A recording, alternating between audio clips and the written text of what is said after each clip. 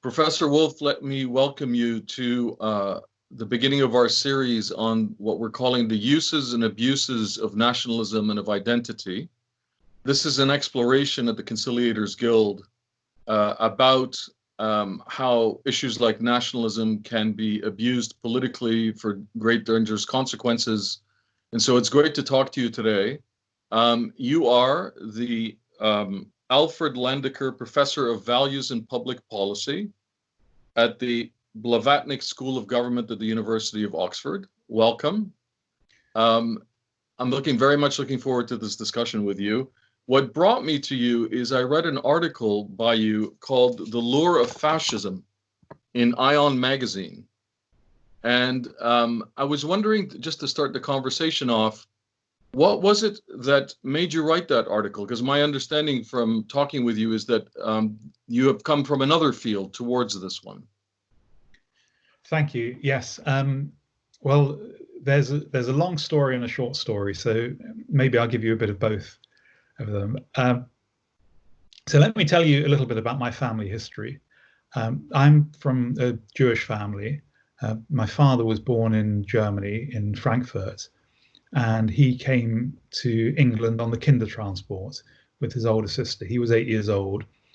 His parents put him on the train. He never saw them again. On my mother's side, my mother's mother was born in the Ukraine and also came as a child to the UK. Her father was born in the East End of London from a Polish Jewish family, but they had come the generation before. So I'm, in effect, from a Jewish immigrant family. And in my earlier life, I suppose, I tried to ignore that fact about me, to assimilate as much as possible.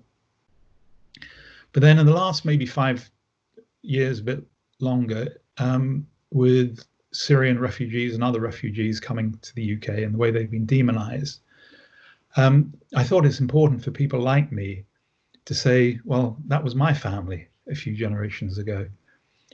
And so I wrote a short blog called 3 Generations of Asylum Seekers, because my argument was I'm descended from 3 generations of asylum seekers. You know, we never said that in my family, but that's the truth. And so the thought that asylum seekers become ordinary British families, become members of the establishment, as I have done in some sense, I thought this was an important message. And so I became much more conscious of that part of my family history. And then much more recently, and this is a short story, I was appointed at the Blavatnik School of Government around 4 years ago. And originally I was appointed to the Blavatnik Chair of Public Policy, which I was very proud to be appointed to. But in the last year, a new funder came in and decided very generously to fund my chair. And this is the Alfred Landecker Foundation. And the Alfred Landecker Foundation is named in honor of a German Jewish man who also died in the Holocaust. And so it was quite a touching thing for me to have this connection between my own family history and the funder of my chair. And my thoughts were turning more and more to issues of the rise of right-wing extremism, the demonization of minorities. My work has always been about justice and disadvantage. But I'd never really looked at these questions of national identity. And with a new chair, the opportunity came. So I'm making up ground quite quickly. I'm now working in areas I published very, very little on before, and I'm trying to find where my contribution will be. Well, that's terrific. And what I found fascinating in your article was how you picked out some really key issues that you found in fascism that grew in Europe in the 20s and the 30s. You point those out, and I think what's really useful about the article is to point out those markers, and we can get into that more and more in this conversation, what those are, and then in a way suggest that We're not there yet today. If I may say so, I'd love to hear your view on that. But that there are issues that we need to look at as kind of, again, markers of what could become fascism. Could you help us understand what you saw in the 20s and 30s that you found very interesting and important for our day? So I had the immense good fortune to be talking about my project with a friend of mine, a man called Edmund Fawcett, who has written a book on liberalism and is also writing a book on conservatism. And I asked him, what should I read to find the best about the history of fascism and how it was perceived at the time? And he told me about a book which I happened to have with me, which was a really remarkable book. Can you see this? It's by E.O. Lorimer. It's called What Hitler Wants. And it was written in 1939, I believe, or at the end of 1938, in Welland Garden City in October 1938. And you don't know from the book, you can't tell, but E.O. Lorimer is a woman called Emily Lorimer. And she was the wife of a military man, but she also taught German at Somerville College, Oxford, which is a very nice coincidence because that's right next door to the Blavatnik School of Government. And what had happened in 1938 was that Mein Kampf was already circulating in very large numbers in Germany. I think 5 million copies had already been distributed in Germany. Every German couple was given a copy of Mein Kampf when they got married. It was a present from the Nazi Party to newly married couples. It was circulating in Germany. And there was a translation also circulating in England. It had been translated into English. It was a very much an abridged translation. And Emily Lorimer was appalled that people were not taking the Nazis seriously because they'd read the abridged version of Mein Kampf, people who'd bothered to read it all, and it didn't seem so bad. So, for example, Hitler had left out his plans to invade England. That wasn't in the translation. Right? So the whole thing seemed quite different. And okay, maybe not to everyone's taste, but within the realm of normal politics, I think. And she realized so few people could read German at that time in England, that it was as if it was written in code. So as a Germanist, she decided to write a book just summarizing the main themes of Mein Kampf. And being an extremely intelligent person, she boiled it down and came up with an analysis. And what she said really surprised me. She said there were two features that were obvious. So one was to reassert German nationalism. The other was to oppose the Social Democrats. And if you take a wider view, to oppose democracy. But the third was to assert the rights of the workers. And this really surprised me because I'd never heard that before. I'd never heard that one of the founding ideas of fascism was in the workers' movement. But a moment's reflection, it's fairly obvious. So Mussolini started off as a socialist. Oswald Mosley in the UK started off as a socialist, or at some point in his life was a member of the Labour Party and a Labour MP. And this rooting the movement in the people and in the support for the people's rights seemed a different perspective. Because naively you think that fascism is a right-wing view. Right-wing parties are pro-business, pro-enterprise, anti-workers' rights. But here you have something which is both right-wing and supposedly grounded in the workers' movement. Now, the scholars of fascism say there's a big difference between the rhetoric and the reality, and that for Mussolini, for example, the key planks were supporting the workers' rights and opposing the communists. When he had power, the communists certainly got opposed, but the workers never got their rights. In fact, the opposite happened. So the workers were manipulated into following a party which initially it may have had intentions to support the workers, but it never did in practice, and the same really in Nazi Germany. So this was fascinating for me to see those beginnings of this in the UK, where in the post-Brexit, the post-mortem, parties on the left were saying, well, we weren't nationalist enough, but we lost the election, we've lost the people, we need to assert British identity, but as long as we assert British identity while maintaining support for the workers, we're fine. Interesting. I thought, let's just hold on a bit. Let's look at history and see how fine you are and where that might lead. Well, you know, what I find interesting about what you're saying is I'm wondering whether certain ultra-nationalist leaders don't have a kind of instinct for those who feel powerless. You mentioned that word in your article, powerlessness. People, at the Conciliators Guild, we put a lot of emphasis on sort of the deeper motivations behind people's actions. And one very simple one is people like to have control in their lives and some degree of control. I don't mean any overarching control. And when citizens feel that they're in an environment, or they perceive that they're in an environment where they're powerless, where they don't have control, they may become much more prone to manipulation and to messages that entice them. So I guess what I'm wondering is whether an emphasis on workers' rights wasn't an instinctive sense by certain right-wing leaders that they had a very pliant and vulnerable population base.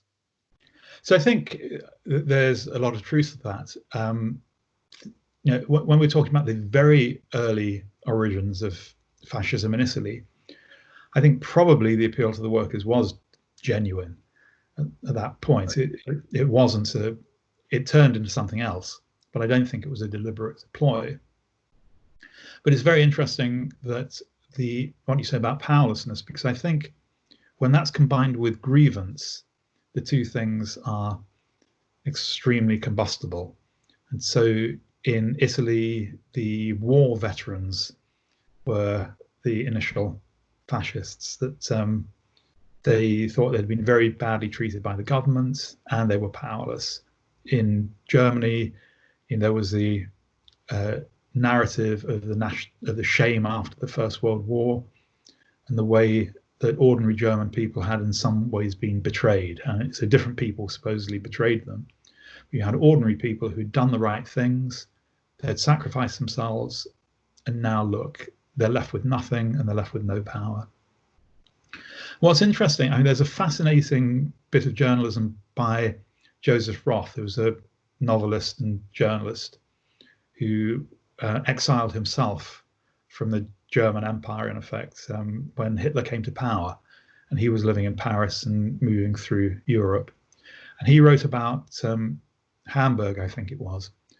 And he said after the hyperinflation, Hamburg had got the currency under control. And so people in jobs were okay. But that didn't help people who were unemployed, who were relying on, in effect, food banks. So there were people going to the assembly hall to collect food. And he said, the line is something like, in the assembly halls where people used to come to dance and smooch, they're now writing swastikas and Soviet stars on the walls. And I think this really makes your point. When people have no power, they look to align themselves with sources of power. Well, I think it's very telling what you're saying. I came across an article 2 days ago in the New York Post that says that there's some research done that shows that the parts of Germany where the 1918 epidemic had hit very badly and that then had no government spending in them because of lack of resources, those areas, adjusted for other criteria, were particularly vulnerable to voting Nazi later on in Germany. I guess what I'd like to do is bring the conversation a bit to today. Do you see that we're in an era of people perceiving that they have increasing powerlessness?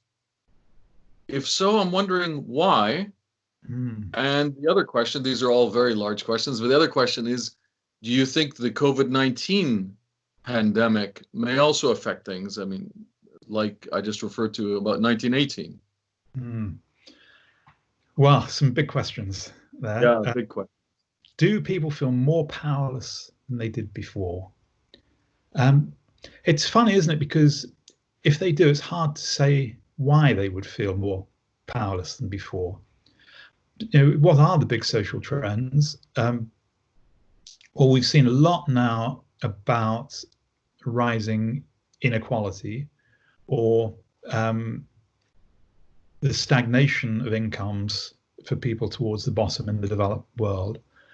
There are graphs that show how up till about 1970, three things kept pace. One was productivity, one was the real income of the ordinary worker, and the other was a real income of the bosses. And they all kept pretty much the same. 1970 onwards, productivity carried going up, but the real incomes of the ordinary worker started to plateau, to flatline, and the real incomes of the wealthy shot up.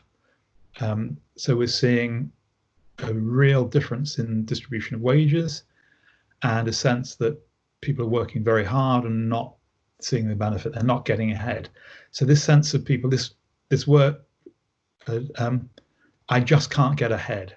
I can't get out of debt. I can't pay things off. Things are getting on top of me. So people have that feeling and they don't see how they're going to get out of it. So I think there's that type of economic powerlessness. I think the other thing that's happening is the way social media has transformed communication. There's an incredible thing in George Orwell when he was writing during the Second World War. And he said that he sees class in the UK disappearing to some degree, that the working classes and the middle classes and upper classes, they all now sort of wear the same type of clothes. They all enjoy the same sorts of things. He said they all listen to the same news. I thought, well, what a strange thing to say. And then I realized he was writing right in the middle of the Second World War. And at that point, we only had one, there was no television, and we only had one radio station broadcasting. I think it was, the BBC had gone down from 3 programs to 1 program. So if you wanted to listen to anything, it had to be the same as everyone else. And so you really did have a sense of a national conversation. Everyone was getting the same news, the same opinions. If you wanted to hear anything, you had to turn the radio on. There was only one thing. It could be someone you agreed with, someone you disagreed with. Then you can go and talk to your neighbor and repeat that disagreement or analyze it. But in the last 10 years, I suppose, and more so in the last 5 years, with the fragmentation of the media, this doesn't happen anymore. People, this is so far from an original point that I'm making, but I think the speed and the exclusivity of sources you can see means that people are not challenged so much in their beliefs. They form fixed ideas, they form fixed grievances. They don't see the other side. If they do see the other side, it counts as propaganda. It's dismissed. Everyone has a confirmation bias. I think people only look for news stories that support their point of view. And if they see ones that don't, they dismiss them as fake or ideologically motivated. So what we're seeing is, I think, people having firmer beliefs with less challenge and more support. Now, why that should lead to a belief in powerlessness maybe is less clear, but I think that is clearly one breeding ground for extremism, as distinct from this common idea that everything has gone wrong and we're in a crisis. And do you think the current pandemic, maybe it's too early to understand its consequences, but do you have any sense that it may have an effect? It's so interesting. I mean, we go through phases, isn't it? And I said in an article that at the moment it's like the Grand National, and we know the result at the end of the first fence. That we clear the first fence, and what happens at the first fence? Well, some horses are not going to win, right? So at the first fence, and so it seems extremely unlikely that the US or the UK are going to come out of this with Right. people saying that was the right thing to have done. It's not beyond the bounds of possibility, but it looks much more like New Zealand, Greece, and a few other countries that have done so well, and in the developing world as well, and in East Europe, countries have done extremely well. And people like me have had to bite our tongues a little bit because we saw what was happening in Israel, for example, where the government cracked down very early on. Social distancing meant that people couldn't even have a protest against the government really effectively. And so it looked like the pandemic was being used as a sort of cloak for extreme government authoritarianism. But Israel has done very well, and Israel is now opening up. It's weeks, maybe months ahead of where we are in the UK. And the government seems to have got quite a lot of support from the people for what it's done. So I think we're at a stage where some authoritarian governments have actually done quite well in terms of controlling the epidemic so far. What we need to see is what happens next. They brought in emergency measures, and emergency measures are very scary things. And we need emergency measures to last only as long as the emergency. And so this is our question now. Do the emergency measures have a sunset clause? Do they need to be renewed? Will they be renewed? I mean, people are talking about Hungary having in effect abolished democracy. And there are people even saying that Hungary is the first non-democratic member of the European Union. Now, I don't know enough about the situation to know whether that's true or an exaggeration. But within some months or years, we will know whether that's true or not. So we're really at a sort of pivot point at the moment that the emergency measures have been justified.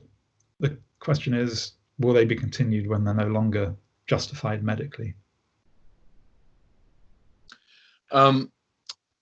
You're provoking a lot of questions in my mind. Let me just take a step back to what you said 5 minutes ago. There's an argument, it's been made by many people, that the fragmentation due very much to digital technology that you talked about, the lack of shared common story, shared myth, which is what nations used to have. Now that can be abused, and I want to come back to that point. The lack of that makes people very prone to ideologies and stories such as fascism that can take them in all sorts of ridiculous directions. There's been some very good academic work about how alienated youth can be. Some very vulnerable ones are drawn to ISIS ideas, were drawn in the last 10 years. So there's a whole set of issues to be explored around the fact that if we live in a more fragmented world, primarily due to social media, that we're more alienated from our surroundings, and therefore we're more prone to extremist ideas. Do you buy that notion? I mean, it's possible. It's possible. I think these are the sorts of things that need to be studied empirically rather than thought that there's going to be some conceptual connection between alienation and extremism.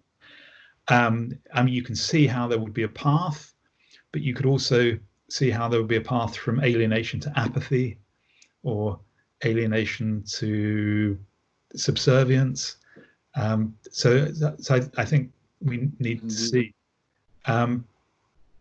And I'm sure there are people who are working on it. I'm sure there are cross-country studies and overtime studies. I don't know. I mean, do you think there is that connection? I mean, what would you say? I've seen good studies by people who studied why young people join ISIS, Mm, by anthropologists that do indicate that a lot of their motives are quite basic, but related to fundamental motivations like a search for meaning, a search for belonging and status. yeah. And if you're not getting that out of your surroundings, that you're prone, you're vulnerable. There are such good studies, but I think you've made a very good point that it could be that alienation leads to subservience as well, especially in a highly technological world, and where you're scared and therefore possibly even more reliant on the state protecting you, etc. So it's also a valid point, I think. Yeah.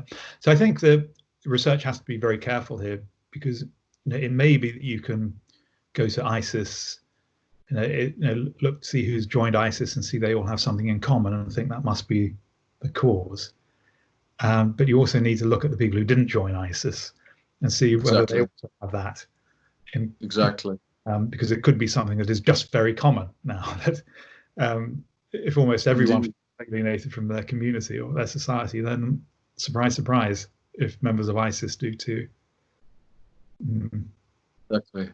yeah. Well, and I think the other point, the other thread I wanted to ask you about is this idea, which we don't have an answer to, which is that the fact that more authoritarian measures helped with COVID-19, checking it, will that carry on? We just don't know. It's again too early to tell, but it's maybe something to watch as well. Yeah. So I think the really important thing, and we're just about seeing this in the UK, is how governments react in sort of month 3, month 4, when they start to panic about how much debt they're acquiring. Because at the moment, what has worked in countries that have managed to control the curve is to pay people not to go to work, so that there isn't this dilemma. There's a fascinating thing in public health that was taken up under a different name in nudge theory. So nudge theory in behavioral science is very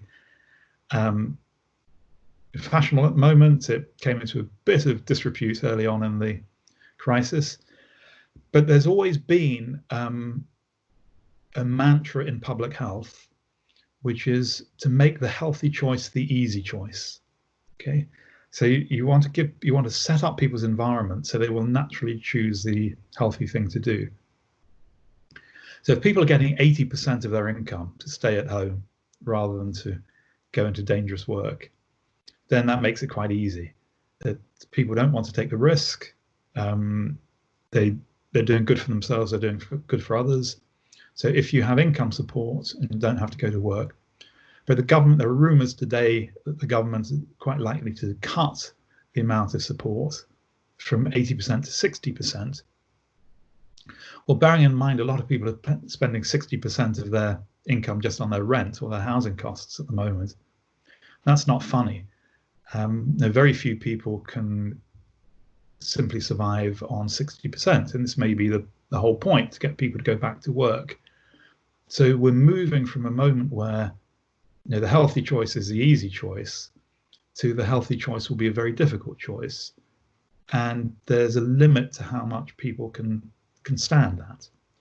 And so if we're moving to a point now where people feel they are being forced to do incredibly dangerous things at risk to themselves and their families because they have no choice, I think that could be a real basis of grievance, and it could have any type of consequence. So that is where I see one main danger. Indeed, and please. I just want to add one thing. In the US is a bit different in one respect, in that it's all China's fault narrative is very strong in the US. As far as I can tell, we're not really hearing that in Europe in the same way. But even yesterday at a press conference, I think, when Trump was asked why are so many people still dying in the US, his reply was, "You should ask China that," which seemed a very strange answer on many levels, but it just shows the mindset. And I think Chinese people in the United States have been very worried about the anti-China rhetoric. So there is a potential for turning this against minorities. I think we will see people, other minorities who maybe have less stable housing, for example, demonized in the future. At the moment, I'm not seeing it, but perhaps I'm not looking in the right places. Well, in a way, what you just mentioned about Trump's comment cuts to the heart of what we're investigating in the series, which is the uses and abuses of nationalism and of identity. I think it's obvious to anyone that it's instinctive among some, unfortunately, some leaders to blame outsiders as soon as you have a problem inside. So blaming China, this is a well-worn and very old method of rallying the tribe, or attempting to rally the tribe. So if I could go back and discuss with you this core issue, which is fascism has certain traits which include, let me call it possibly a tyranny of the majority against minorities, and aggressive behavior towards outsiders. That's one possible aspect of it. How do we differentiate between a healthy nationalism and a less healthy nationalism? Some use the term patriotism to direct us towards a healthier nationalism. Others talk about a progressive nationalism. I think you've mentioned that, although all these terms need to be unpacked. So I'd love your views on that. And I know you've mentioned even the need for example, valuing achievements. But let me center it on something, which is that at the Conciliators Guild, we really emphasize that people do have very basic emotional needs, which are playing out politically. So it's not just material needs, it's emotional ones. One of them is a sense of belonging, what we referred to earlier. So if you have a shared story and you feel it's being besmirched, you might get upset. And if you don't have a shared story, then we're back into the alienation discussion we just had. What is your view on constructive nationalism? Where can we take that? And let's discuss that. Very good, thank you. There are so many things here. First of all, I would say that none of these terms has a unique single meaning. Anything with ism at the end will have been used many times, positively and negatively, often coined by their opponents rather than the people who support the view. So I don't think we go very far by debating nationalism versus patriotism versus anything else, or progressive nationalism. I mean, I think the interesting thing is many interesting things, but one interesting thing, certainly when I was a student, many of my teachers were people who had either been through the war or their parents had been through the war and had suffered, and thought that nationalism was a curse and we have to somehow transcend nationalism. And so nationalism was always identified with right-wing politics, with conservatism, with waving the flag, with fighting wars and hostility to others. And so people from my generation, so I went to university in the 1980s, people from my generation, we're on the whole not nationalists, or we haven't been brought up as nationalists. But more and more we think, well, maybe we were missing something, because there's definitely something in the ordinary psyche about loyalty, about belonging, about taking pride in certain things. So, a silly example, I was looking for national symbols, and some countries have a national bird, which is a strange thing. Why does a country have a national bird? Does Britain have a national bird? I've never heard of it. And I looked it up, and there was a Wikipedia entry for something I'd never heard of before, which was a national vehicle. So I didn't know whether this was an official or unofficial one. If I remember correctly, the national vehicles for the UK are the double-decker bus, the mini car and the Rolls Royce. Okay, well, none of these are made in the UK, and it's silly. But if you were to identify 3 vehicles with the UK, those would be the ones. And I have a certain amount of pride in it. I don't think they're the best cars in the world. I don't think the bus is so fantastic, although I'm actually very fond of the London bus. But I feel proud of those things, even though other cars are probably better, or certainly better value. So what is it? If you're a member of a country, you support the football team. In many countries, you are proud of the food. In some countries, you apologize for the food, but it's your food and it's part of your cultural identity. And for me, I'm not religious, but the fact that I'm Jewish, I identify with some foods more than others. I like to see them and so on. So there are these aspects of our identity which do 2 things. One is they bind us to other people, and the other is that they differentiate us from others. Because you can't have a national identity which is of everyone in the world. It has to be something that's distinctive about you and your compatriots or part of them. So for me, for example, it's very important to my identity that I think of myself as a Londoner, and I think of myself as a Londoner much more than I think of myself as someone who's English, say. So it's those identities are important, and Londoners do things that other people in the rest of the country probably don't, or don't value in the same way, and vice versa. So I think saying all of that is nonsense or irrational won't get us anywhere. It seems to be natural, it seems to be attractive to human beings, it seems to be part of our identity, and something that we need to understand. So these types of affiliations formed on identities are very strong, and we can't get past them. Where do they go wrong? Well, they go wrong perhaps when you start making comparative judgments that something is better because it's British or better because it's French. You can say, this is French, this is distinctively French, this is ours, it's good because it's ours. But you don't necessarily want to say, well, this is good because it's the best in the world, something like this. You could do. You could believe that as well, but you don't have to. But it gets problematic when it becomes exclusive and when it becomes hostile. And you can think of this. The analogies that come to mind. Well, let's see how far this gets us. One of the things that is very interesting to me is criticism of the National Health Service.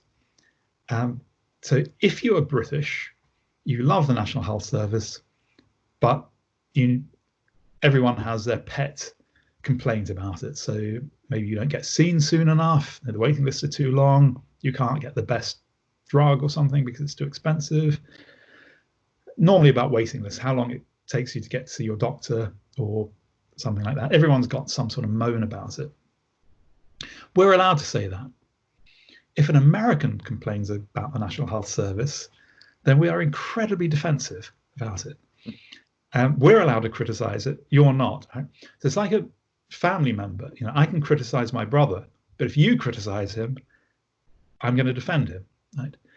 And okay, so defending with words is one thing.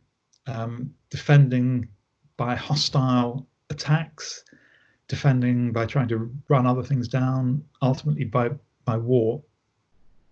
So I think it's a very delicate balance, because what we need to do is somehow value things in a non-competitive way.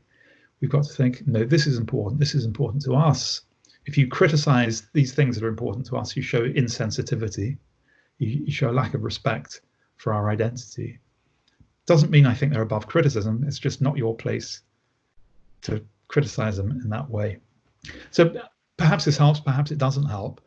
But what I think is whether you think of your national identity as giving rise to a type of value which is higher than other values, as distinct from being one value in the world and there are other values too. So I can take pride in what's British, you can take pride in another country, someone else can take pride in another country. That's fine. We all take pride in our countries, that's what's expected. But when we start thinking, no, ours is right, you are wrong, and furthermore, we're going to try and make you do what we do, or we want to destroy what you're doing, this is obviously when we've gone far too far. Yeah, I think you have honed it down very well. I do think it comes down to the whole question of a drive. Once it becomes a drive for supremacy or hegemony, control over others, it's obviously problematic because the human instinct on the other side will be to buck that and fight it. So I think that's it right there. I would also say, though, that competition between groups may be inevitable and even healthy because competition can lead to excellence, for example. And right now, maybe we're seeing people across the world competing to see who comes up with the first successful vaccine for COVID-19.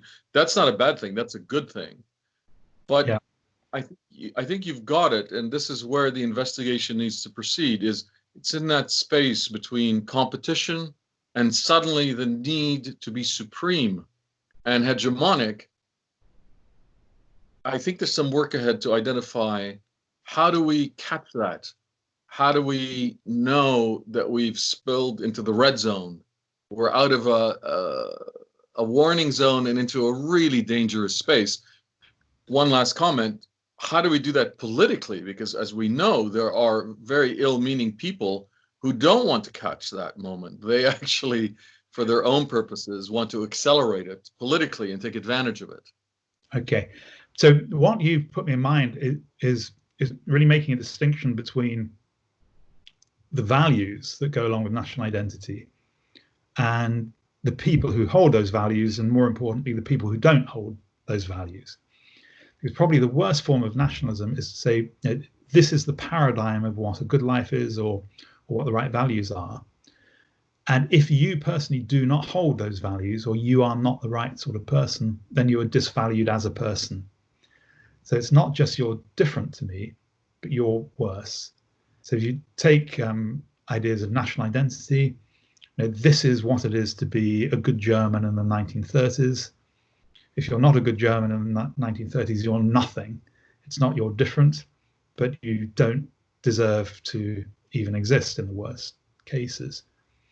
So the values are allowed to take that sort of extreme force, whereby if you don't share the values, and often it's not a matter of choice, it's a question of birth or color of the skin, but if you don't have the valued features, then you're nothing. Whereas what I would say about the good nationalism is you say, yes, these are valuable.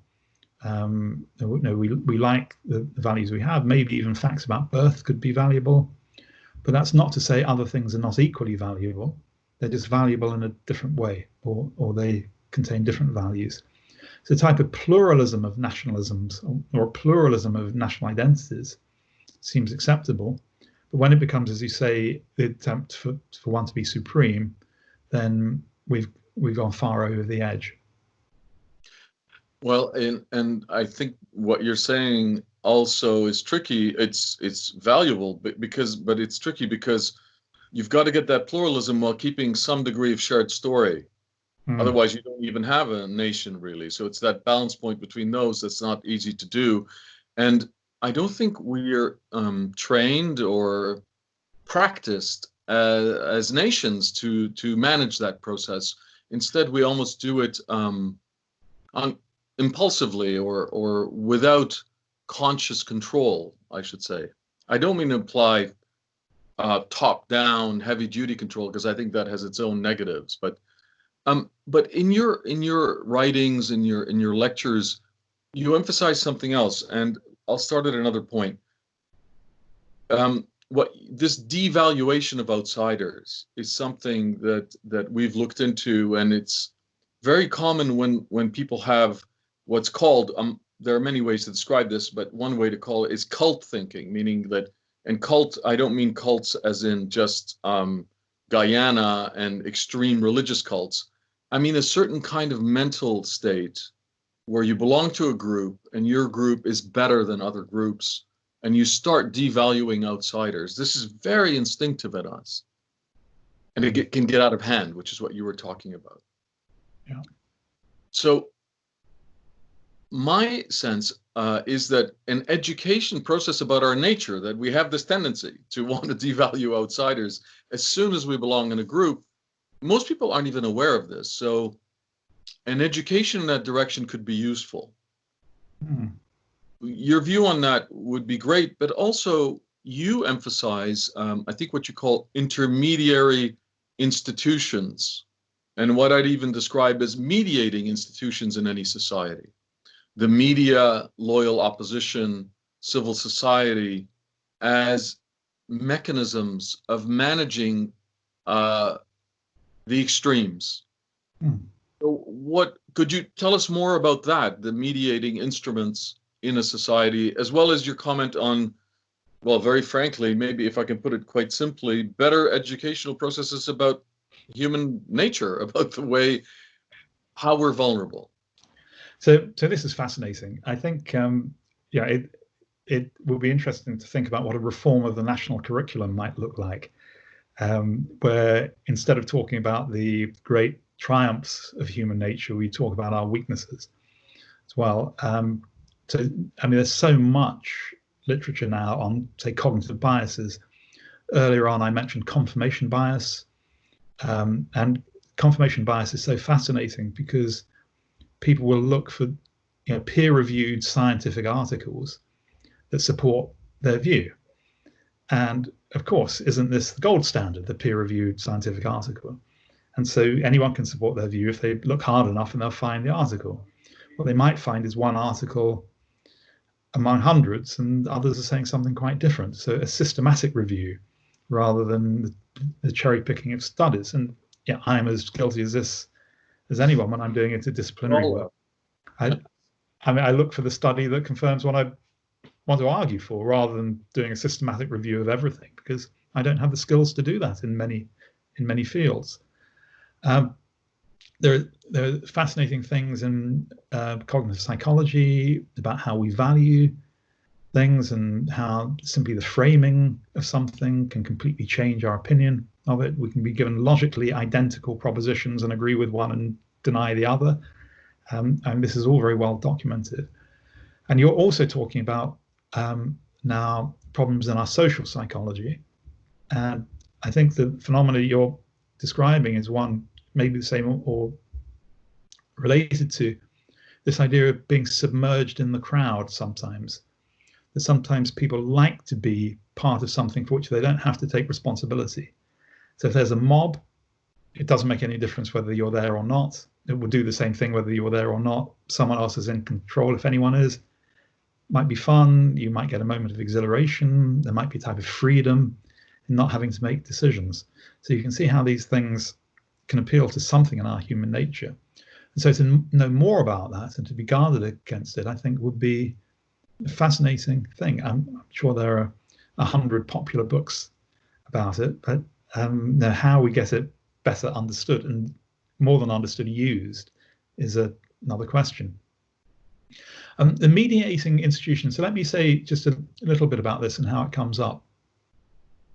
So it goes back really to fundamental thinking about democracy and the origins of democracy. And we think, so what is democracy after all? And one thought about democracy is that essentially democracy is a system of majority rule.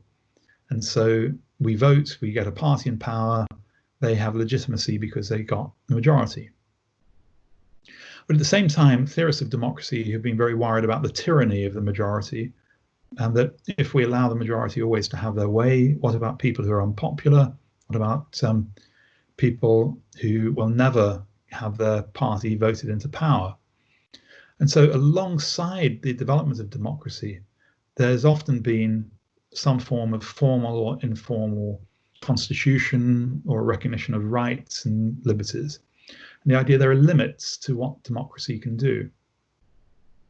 So on the one hand, you have this idea of the will of the people. And on the other hand, you have the idea of the rights of the people, rights of individuals, that should, in a good system, put limits to what the majority can do. So if the majority voted that I should change my religion, my answer should be, that's none of your business. That's not within the power of democracy to tell me what my religion should be. Okay, so that's a crude example, but there are maybe many other examples about how people should be treated: freedom of speech, freedom of assembly, and ordinary civil and political liberties. So what happens is that those constitutional powers, those constitutional rights, have to be implemented in some way. And some countries have constitutional courts, but it takes a lot of resources to take a case to a constitutional court. So there are many more lower level things that we use to try to protect people's rights. So free speech, to allow people to speak out, a free press, universities publishing papers, think tanks, pressure groups, local societies, associations. There's a whole range of civil society groups and organizations, and they all have lots of different functions. But one of the functions, I think, is to provide a limit to what an authoritarian government can do. And so my fear is that leaders with authoritarian tendencies will say they have been voted to carry out the will of the people. And that gives them legitimacy. Whatever they do is what the people wanted them to do. They embody the will of the people. And anyone who stands in their way is therefore an enemy of the people, which is a phrase we've heard used about judges and about newspapers. The fake news is the enemy of the people. Why? Well, because what the fake news does is tell stories. It's not the fake news, it's the genuine news. It actually says what people in power are doing, how they might be abusing their power and overreaching their legitimate authority.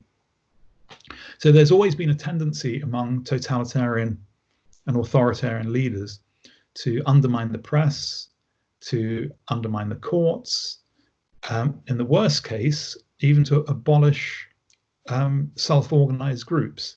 So under Soviet rule, for example, it would have been impossible for me to set up, say, a little philosophy society, advertise in the local paper that we're going to spend the next, every Wednesday night we're going to read Plato. I would have needed a license, and maybe there would have had to be an official there. And this actually happened in the Czech Republic, that a philosophy group was more or less under police scrutiny because no one could believe anyone would do that innocently. And so this idea of the state's tentacles reaching everywhere. So we need intermediate institutions, I think, to stop those tentacles, to make things difficult, to make it harder for the state to do what it wants to do. Of course, what we're seeing in the COVID crisis is sometimes the state does need those powers. And that is why we do need the idea of a state of emergency. But what we can't have is a permanent state of emergency or a permanent unofficial state of emergency. And we need the mediating institutions to draw that to our attention and to try to stop it. Yeah, I think you've used the term in one of your articles that about what happened in the 30s and maybe a bit the 20s as an assault on liberal democracy. And I guess that's what you mean by this, is that there's this concern about an assault on those very mediating and intermediate institutions. I suppose greater awareness of that danger among populations is healthy. I think even in the US, we've seen over the last while concern about damage to the media, the courts. But I think we do see that people are attempting to protect those institutions in the United States. So I think in the United States, you have some advantages over some European countries like the UK, in that in a federal system, there are so many layers of government. And I think we see the same thing in Brazil, quite interestingly, where the president can say one thing, but the president doesn't necessarily rule by decree, because state governors have to do what the president wants, and often they will be a form of opposition or alternative power. So local government actually turns out to be really important as a check on power. And one thing I noticed in the British fascist writing, Oswald Mosley was what I read, was the idea that national government should always be aligned with central government. So this is very interesting, because you can see that from the point of view of an authoritarian government, having a local government that doesn't want to do what you want to do is a real nuisance. And you don't need that level of contestation in the local areas. What you need is everyone doing the same thing. Whereas from the point of view of democracy, it's probably quite healthy if you have challenge at every level. So things only get implemented if there are good reasons for them, rather than they are decreed. Well, there's a whole tranche of issues there that may require another interview, which is it's something that's interested me for a long time from my own work in international relations, is that we're not quite there, I think, anywhere about how to divide up local government from national government from international issues. Mm-hmm. The EU is an attempt at that, the term subsidiarity. But I think I'm not an expert at all in the EU, but there are many issues there that I think aren't working quite right and need to be rearranged. That's a whole other tranche of work that affects almost everything, is what's best done locally, what's best done nationally, and what absolutely has to be done internationally. And it may be that the answers aren't formulaic, that may be place by place. But that's a whole other discussion. We'll invent a new series and discuss that with you. Okay. I just wanted to go back to one other issue, which almost from the beginning you mentioned it, and it's something that we even teach in our courses. It's fascinating when I mentioned nationalism, patriotism, and you said all these isms don't mean anything. And first of all, I couldn't agree with you more. It's something I felt even when I was quite young, is the isms always worried me, because they can mean anything to anybody. Mm-hmm. And there's a whole other area of work that I think there's a lot of work needed, and I'd love your view on it. And we teach a bit of this in our courses at the Conciliators Guild. Leaders can easily manipulate people by two mechanisms. And I don't think people are aware of this. So when they give a speech, even, one is by raising your emotional pitch.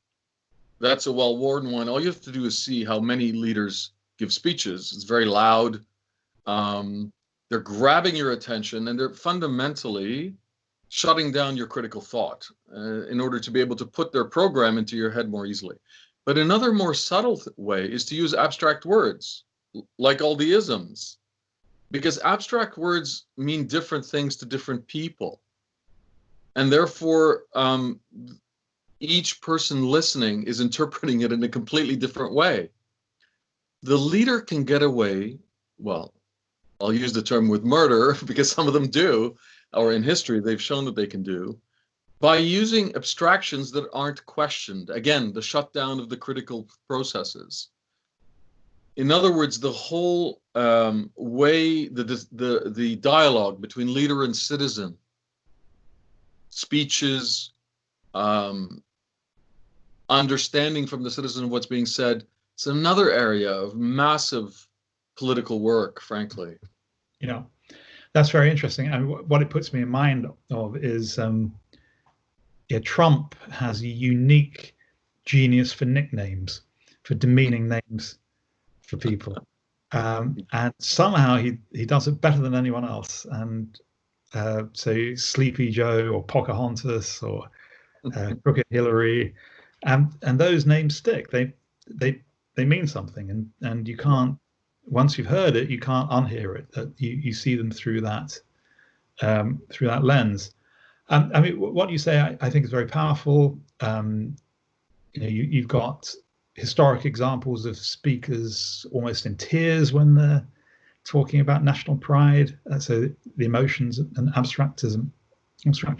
One thing that struck me in reading about fascism was how Hitler would just give different speeches to different audiences, and he would contradict himself. He'd say one thing in one speech and exact opposite in another speech, because he just wanted to get the audiences on board. Now, I suppose that's a little harder because it's reported, but leaders still don't seem to mind contradicting themselves very much. what matters is motivating the audience in front of you. And you can see this in bring it more into my world, into student evaluations. Students love their teachers if the teachers seem enthusiastic about the subject. It doesn't matter so much if they can explain it well, but if the teacher is really keen on it, then you get the sense of something infectious in the room, and this is an exciting thing. And so, okay, you'll go back and do the work for yourself, but the person has somehow inspired you. Because if you've got someone who might communicate things in a boring way, but they're the right things, something that person may be much less popular. So there's a big difference between what people like in a performance and the content of the message that is being delivered. Oh, I think that's a terrific example. I was smiling about what you're saying about the students and the teacher. I've noticed that even when I've given some courses, that sometimes people are affected by body language and presence, and absolutely couldn't agree with you more. By the way, all this speaks to me to the absolute need to, as you said, I mean, maybe change and improve curricula. So much is going on below the surface, and that is such a critical dimension of why we've even created the Conciliators Guild, by the way, is to make the implicit a bit more explicit, so people know more about their motives and why they love or hate somebody, without really knowing why they hate or love somebody. The best way to start is to understand your own motives, and we put a lot of emphasis on basic needs, which impel us and compel us towards life itself, but we're not masters of those issues. So look, it's been a terrific discussion. I'm going to be speaking to others like you soon who have expertise in these issues. I think the whole area that we focused on in the middle about how do you differentiate, what is the tipping point for dangerous nationalism, is something for much further work and much further discussion. So thank you very much for this. It's been really useful. Look forward to more. Thank you very much, Professor Wolff. Absolutely my pleasure, John. Thanks so much for the interview and asking me on.